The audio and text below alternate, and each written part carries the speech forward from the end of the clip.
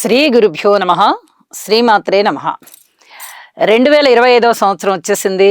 ప్రతి మనిషికి కూడా నూతన సంవత్సర శుభాకాంక్షలు తెలియజేస్తున్నాము రావినూతల భక్తి నుంచి. అయితే ప్రతి వారికి ఎన్నో రకాలైనటువంటి కోరికలు సహజంగానే ఉద్భవిస్తూ ఉంటాయి. సంవత్సరం మారంగానే సంవత్సరం మారిపోయింది. ఈ పాత సంవత్సరంలో వెళ్ళిపోయినటువంటి 24లో కొన్ని పనులు మనం మిస్ అయిపోయాము. ఎంత కృషి చేసినా కూడా అవ్వలేదు. అలాంటివన్నీ కూడా 2025లో అవుతాయా? వివాహం అవుతుందా? కారు కొనుక్కోగలుగుతామా? ఖరీదైన సెల్ ఫోన్ కొనుక్కోగలుగుతామా? గృహము కట్టుకోగలుగుతామా? సంతానం కలుగుతారా? ఆరోగ్యం బాగుంటుందా? విదేశీయానం చేద్దామా? ఉన్నత విద్యలు చదువుకోగలుగుతామా? మంచి ఉద్యోగం వస్తుందా? ఇక ఈ కోరికల చిట్టాకి అంతు లేదు. అలాగ వెళ్ళిపోతూనే ఉంటాయి కోరికలు. ఇందులో ఏవి జరుగుతాయి అనేది క్వశ్చన్ మార్క్ కదా. అందుకని రకరకాలైన కోరికలు ఉద్భవిస్తూ ఉంటాయి. మనకి ఎకనామిక్స్లో చెప్తూ ఉంటారు, మానవుని కోరికలు అనంతాలు, ఒకటి తీరగానే మళ్ళీ తిరిగి ప్రారంభం అవుతూ ఉంటుంది అని. అలాగే కొత్త సంవత్సరం రావడం ఆలస్యం. ప్రతి మనిషిలోనూ కూడా అనేక రకాలైనటువంటి ఆలోచనలు. ఈ సంవత్సరం మనకి ఈ పని అవుతుందా, ఈ పని అవుతుందా, ఈ పని అవుతుందా, ఈ పని అవుతుందా, అది అవుతుందా అవదా తెలియదు. కాబట్టి ఆ అవుతుందా అవుతుందా అవుతుందా అనేటటువంటి క్వశ్చన్ మార్కుతో అనంతమైన కోరికలు పుట్టుకొస్తూ ఉంటాయి. వాటికి బ్రేక్ వేస్తూ ఒక ఆలోచన వస్తుంది. అసలు మన జాతకం ఎలా ఉందో చూసుకుందామా? అసలు ఈ సంవత్సరం గ్రహస్థితులు ఎలా ఉన్నాయో చూసుకుందామా? అప్పుడు మనకి ఏ పనులు అవుతాయి, ఏ పనులు అవ్వవు అనేది తెలియదు కదా. తెలిసిపోతుంది కదా. ఈ పనులు అవుతాయి అని తెలిసిపోతుంది, ఈ పనులు అవ్వవు అని తెలిసిపోతుంది అని చెప్పి ఎవరికి వారికి ఒక ఆలోచనలకి బ్రేక్ కలిగించేటటువంటి అంశమే జ్యోతిష్యం. ఇది అవుతుందా అవదా అనేటటువంటి ఆలోచనలు, అలాగ ఆలోచనల పరంపర వెళ్ళిపోయే కన్నా జ్యోతిష్య ప్రకారంగా ఇది ఎలా ఉంటుందో తెలుసుకుందాము అని చెప్పి అనుకోవడం చాలా చాలా మంచిది అని చెప్పి ప్రతి వారు కూడా ఈ జ్యోతిషం వైపుకి తొంగి చూస్తారు. అలా 2025లో ఏ గ్రహాల యొక్క స్థితులు మారి ఏ రాసుల్ని ప్రభావితం చేస్తున్నాయి అనేది చాలా సుస్పష్టంగా ఉంటుంది. కాబట్టి వాటిని తెలుసుకోవడానికి ప్రయత్నం చేస్తారు. అలాగే ఈ సంవత్సరం మేము ఏ పరిహారాలు చేసుకుంటే మాకు అనుకున్న పనులు అవుతాయి? వివాహం అవుతుందా? ఏ పరిహారం చేసుకోవాలి? కారు కొనుక్కోగలుగుతామా? ఏ పరిహారం చేసుకోవాలి? ఇలాంటి క్వశ్చన్స్ మళ్ళీ తెర మీదకి వస్తాయి. వీటన్నిటికీ జవాబులు చెప్పుకుంటూ మనము ఏ రాశి వారికి గ్రహస్థితులు, మారిన గ్రహస్థితులు ఏ విధంగా ఉన్నాయి, ఇప్పుడున్న గ్రహస్థితులు ఏ విధంగా ఉన్నాయి, ఫలితాలు ఏ విధంగా ఉండబోతాయి తెలుసుకుందాము. 2025 సంవత్సరంలో మేషరాశి వారికి ఏ విధంగా ఉండబోతోంది? ముందుగా గ్రహస్థితులు ఇప్పుడు ఎలా ఉన్నాయి, తరువాత ఎలా మారుతున్నాయి అంటే ఏ డేట్లో ఏ గ్రహస్థితి మారుతోంది అనేది తెలియచెప్పుకుందాం. గురువు గారి యొక్క స్థితి వృషభ రాశిలో ఉంటూ మే 15న మిథున రాశికి వెళ్తున్నారు.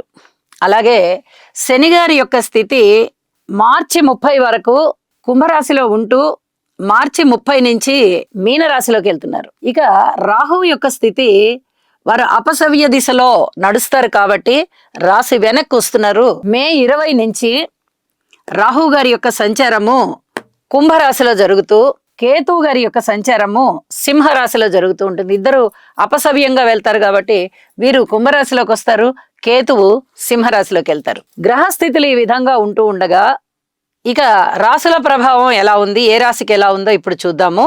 ధనుసు రాశి. ధనుసు రాశి వారికి 2025 సంవత్సరం అద్భుతంగా ఉండబోతోంది. అయితే మనం ఇక్కడ నంబర్స్ తీసుకున్నట్టయితే చాలా సాధారణంగా ఉన్నాయి కదండి. ఆదాయం 5 ఉంది, వ్యయం 5 ఉంది, రాజపూజ్యం 1 ఉంది, అవమానం 5 ఉంది అని చెప్పి ఇక్కడ మనం అనుకుంటూ ఉంటాం. అయితే ఇక్కడ మనం ఒకదాన్ని చెప్పుకోవాలి. ఏమిటి అంటే, ముందు ఈ 2025 సంవత్సరంలో ముందు 5 నెలల కాలం, మరి మే 15 వరకు అంటే 4 నెలల 15 రోజుల కాలం వరకు మీకు అంతగా శుభకరమైనటువంటి సంఘటనలు ఏవి ఉండకపోవచ్చు. కానీ మే 15 తదుపరి ఇంచుమించుగా మే 15 అంటే మీరు ఏప్రిల్ 15 నుంచే తీసుకోవచ్చు. ఒక నెల ముందు నుంచే ఈ గ్రహాల యొక్క ఫలితాలు పడతాయి. ఆ 8 నెలల కాలం, సుమారుగా 8 నెలల కాలము అత్యద్భుతంగా ఉంటుంది. ఇది ఎలా సాధ్యమండి అంటే, ఫలితాలు 2 భాగాలు ఎప్పుడు కూడా. ఒక భాగంలో తక్కువగా ఉండి మరొక భాగంలో ఎక్కువగా ఉండడం, లేదా మొదటి భాగంలోనే ఎక్కువగా ఉండి రెండో భాగంలో తక్కువగా ఉండడం. ఒక్కొక్కసారి పూర్తిగా ఎక్కువగా ఉండడం లేదా పూర్తిగా తక్కువగా ఉండడం, ఇలా ఇన్ని రకాలుగా జరుగుతూ ఉంటుంది. ఇక్కడ ధనస్సు రాశి వారికి ఆదాయం 5 ఎప్పుడు మొదలవుతోంది? మే 15 నుంచి మొదలవుతోంది. దానికి అంకురం అనేది ఏప్రిల్ 15 నుంచే మీకు జరుగుతుంది. కాబట్టి అద్భుతంగా 5 భాగాల ఆదాయం పెరుగుతోంది. మరి ఇక్కడ వ్యయం గూడా 5 భాగాలు ఉంది గదండీ! ఇప్పుడు వ్యయం జరిగేటటువంటి కాలం కాబట్టి ఆదాయం అనేది మీకు కనిపించదు. ఇప్పుడు వ్యయం అయిపోతోంది కష్టం. మీ కష్టార్జితం అంతా వ్యయం అయిపోతోంది. కానీ ఈ 5 నెలల కాలం తర్వాత మీకు నిలబడుతుంది ఆదాయం. అలాగే రాజపూజ్యం ఒకటే ఉంది, అవమానం 5 ఉంది. ఈ అవమానం కూడా అంతే. ఇప్పుడే మీకు అవమానం కనిపిస్తోంది. ఎందుకు కనిపిస్తోంది? గురువుగారు 6వ స్థానంలో అపనిందల్ని చూస్తారు. అదంతా కూడా ఇప్పుడు మీకు కనిపిస్తోంది. అయితే రాజపూజ్యం ఒక పాలు ఉంది కదా, ఇది తర్వాత కనిపిస్తుంది. అత్యద్భుతంగా ఉన్నత స్థితికి వెళ్తారు మీరు. ఇక్కడ చూడండి, గురువుగారి యొక్క స్థితి మే 15 నుంచి 7వ స్థానంలోకి వెళ్తుంది. ఇది ఒక్కటి చాలు. ఏ గ్రహస్థితులు బాగున్నా బాలేకపోయినా 7మంలో ఉన్నటువంటి గురువుగారి స్థితి 7మ దృష్టి చేత రాహుని చూస్తుంది కదా, ఇక అనేక విశేషాంశాలు అన్నమాట. ఆదాయం పెరగడము, కీర్తి ప్రతిష్టలు పెరగడము, అన్నదమ్ముల సహాయ సహకారాలు ఉండడము, ఆత్మస్థైర్యం పెరగడము, ఎవరైనా మీ మీద నిందలు వేసినట్టయితే ఆ నిందారోపణలన్నీ కూడా తిప్పి కొట్టడము, చక్కటి ధైర్య సాహసాలు ప్రదర్శించడము, అన్నీ కూడా చాలా అత్యద్భుతంగా ఉంటాయి మే 15కి. మరి ఇప్పటి వరకు చాలా ఇబ్బందుల్ని అనుభవిస్తూ వచ్చారు. ఇక మే 15 నుంచి దున్నుతారు క్షేత్రాన్ని, పంటలు పండుతాయి. పసుపు తోట ఉన్న వాళ్ళకి చాలా బాగుంటుంది, వ్యవసాయదారులకి చాలా బాగుంటుంది, కళాత్మకమైనటువంటి విషయాలలో కళా ప్రదర్శనల్లో ఉన్న వాళ్ళకి చాలా చాలా బాగుంటుంది. అత్యద్భుతమైన ఫలితాలు ఉంటాయి, అన్నిట్లలోనూ ఉంటాయి. వివాహాది శుభకార్యాలు, ఇంట శుభకార్యాలు జరగడము, పుత్రోత్సాహము, గురువు పుత్రకారకుడు కాబట్టి పుత్రోత్సాహము ఇత్యాదివన్నీ కూడా ఉండడానికి అవకాశం ఉంది. అలాగే ఇక్కడ ఇప్పటి వరకు మీకు శనిగారు చాలా అద్భుతమైన ఫలితాలను ఇస్తున్నారు. ఏలినాటి శని వెళ్ళిపోయిన తదుపరి శనిగారు 2.5 సంవత్సరాల కాలం, అంటే 3 సంవత్సరాల కాలం ఇంచుమించుగా వక్రతలు కూడా ఉన్నాయి కాబట్టి అద్భుతమైనటువంటి ధైర్యాన్ని ఇచ్చారు, సాహసాన్ని ఇచ్చారు, ఉన్నతిని ఇచ్చారు. అలాగే మంచి నిర్ణయాలు తీసుకునే నిర్ణయాత్మక శక్తిని ఇచ్చారు, అన్నదమ్ముల సహాయ సహకారాన్ని ఇచ్చారు. ఇప్పుడు అవన్నీ మీకు రాహువు చేస్తున్నారు. రాహు 3వ స్థానంలోకి వచ్చి రాహు అత్యద్భుతమైన ఫలితాలు ఇస్తున్నారు. శనిగారు అర్ధాష్టమంలోకి వెళ్తున్నారు. కొంత ఇబ్బంది ఉంటుంది. అయితే ఇక్కడ గురువుగారి యొక్క స్థితి బాగున్న కారణం చేత ఈ అర్ధాష్టమ శని సంచార దోషం మిమ్మల్ని ఏమీ చెయ్యదు. ఇది చాలా 100% రాసి పెట్టుకోండి. శని బలము ఎక్కువగా, దుష్ట ఫలితం ఎక్కువగా ఉన్నప్పుడు గురువుగారి యొక్క శుభ ఫలితాలు ఉన్నాయి అంటే చాలా ఉపయుక్తమయ్యి అసలు ఏ విధమైన బాధలు ఉండవు. ఏలినాటి శని అయినా అంతే, అష్టమ శని అయినా అంతే, అర్ధాష్టమ శని అయినా అంతే, అన్ని రకాల బాధలు కూడా తీసేస్తారు గురువుగారి యొక్క పవర్ అది.